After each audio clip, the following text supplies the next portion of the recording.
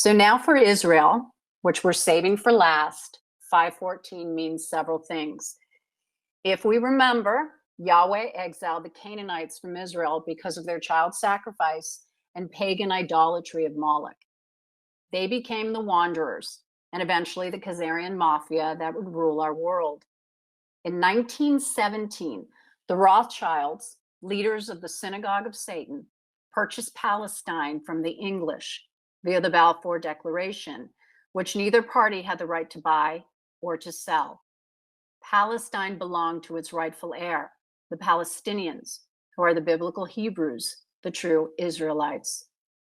So much indoctrination has led us to believe that the Palestinians were the occupiers and that the Ashkenazi Jews, descendants of Cain and the Khazars, had been displaced and therefore entitled to return to their homeland.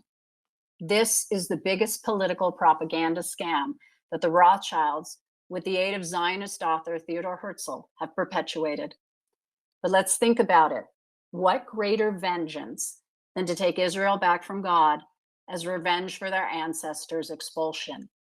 Imagine Satan on the throne of Jerusalem. The satanic Khazarian communists, including Trotsky, Stalin, and Lenin, spread godless communism throughout Russia, assassinated Tsar Nicholas II with his family, and led the most barbaric genocide against countless Jews and Gentiles the likes the world had ever seen. And frankly, much of the world still remains unaware. Over 60 million people were brutally killed within a 50-year period. And specifically, during 1915 through 1921, communist-sponsored pogroms were implemented in Russia and bordering Poland, displacing and murdering 6 million people. This aided the Rothschilds in their scheme to justify a Jewish homeland in the minds of the global psyche. British Rothschilds then orchestrated World War II to serve as the impetus for their Holocaust exodus to create the state of Israel for its victims, which we were told were approximately 6 million. Again, that 6 million number rises. Interestingly, historian David Irving is quoted as saying, "There were no gas chambers at Auschwitz, and the Nazis did not kill millions of Jews in gas chambers in World War II." Hitler is also quoted as saying, "The day mankind finds out what I was trying to defend this nation of Germany from, then that is the day World War III will start. For on that day, mankind will learn that I was trying to save my nation from the Freemasons, the Illuminati, and the Khazarian fake Jews.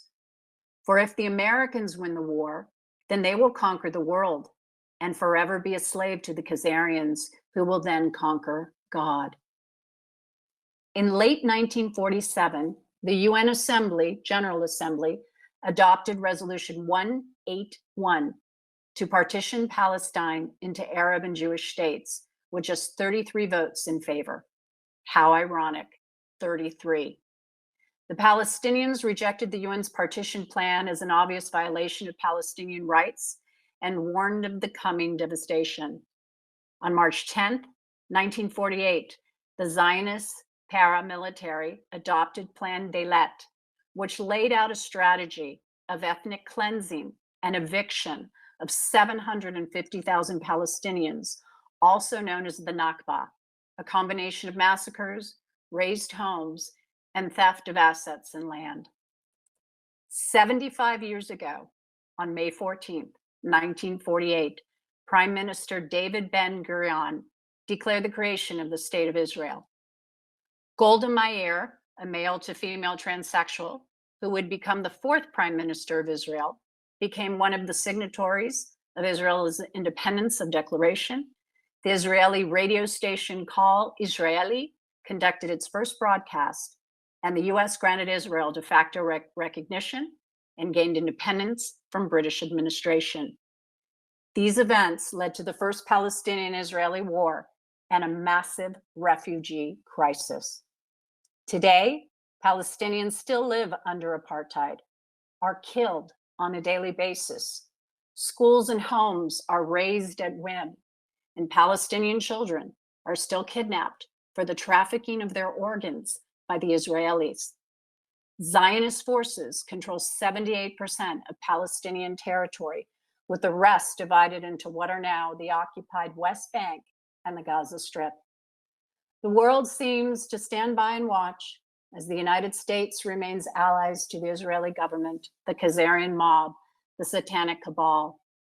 The Israeli flag with the Star of David, with a stripe above it and a blue stripe below it, is not a biblical symbol, but one that represents Satan ruling the heavens and the earth. But this is all about to change.